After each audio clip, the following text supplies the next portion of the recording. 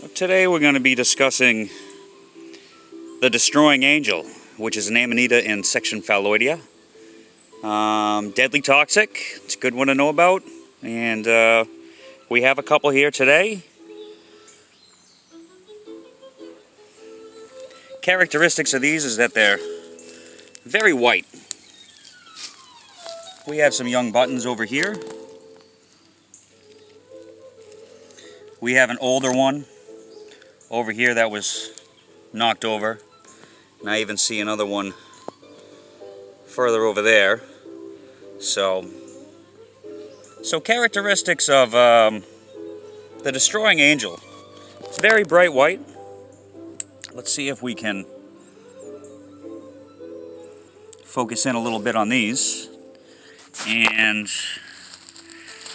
go in to see one characteristic of these Destroying Angels is that they grow out of a sac on the bottom called a vulva. We can see it there. It starts off as an egg and then grows out of the egg and leaves this cup on the bottom.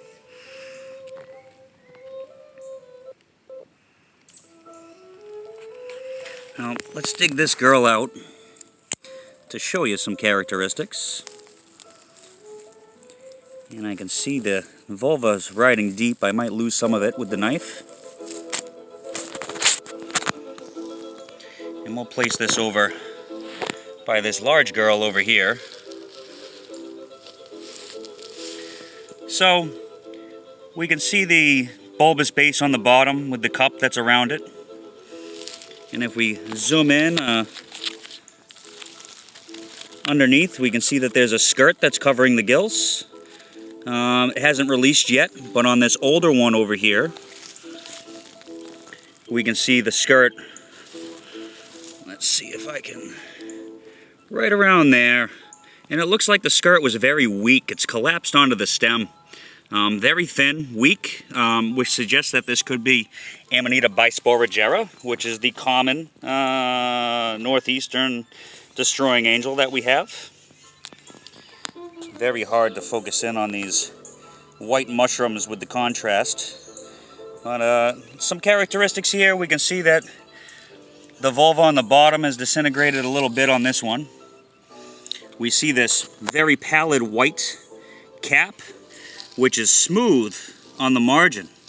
There's no lines or striations as seen on a lot of Amanita, which is a characteristic of section Phalloidea and other sections as well, but good characteristic to note. Pure white, growing out of a sac, has a skirt, and no striations on the cap suggest a Destroying Angel. And just a scent profile on the older one.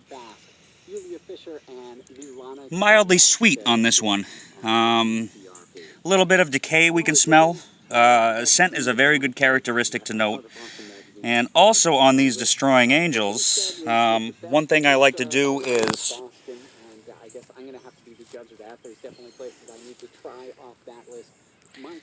use a KOH solution.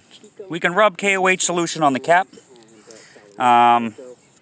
So I take a Q-tip and we place enough on the end of the Q-tip to saturate it.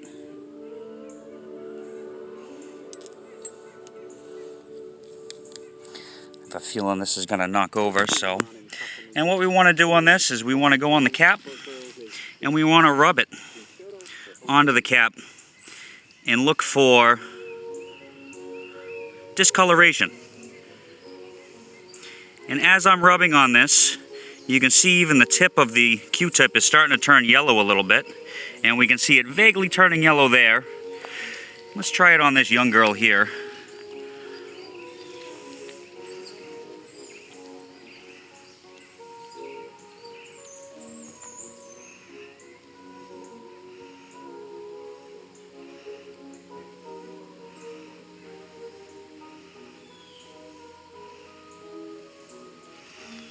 So this is one of the yellow staining reactions, should I say, with the KOH. One second.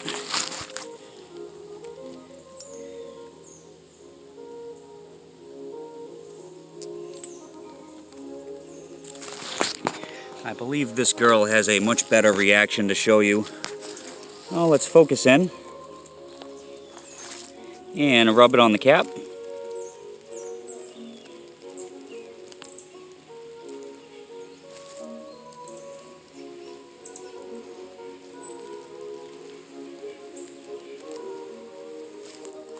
Here we can see a pretty good flush of yellow on this. This is a reaction to the KOH, which is characteristic to Amanita bisporigera and other Amanita as well in section Phalloideae. But this distinguish of the destroying angel group, we have multiple species on the East Coast. This at least rules in a few. And you can see it's very chrome yellow right here. So, yeah, KOH is a very good characteristic to note on these. So we have destroying angels. And we can see the yellow as the time passes with the KOH really blends in on these. So, other characteristics on this, if you look at the stipe, we can see these radial fibrils.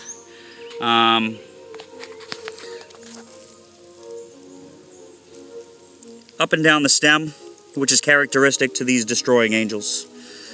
So yeah, this is a good one to know about, and definitely don't want to eat this one. It'll give you serious problems. And that's about it for Amanita bisporigera.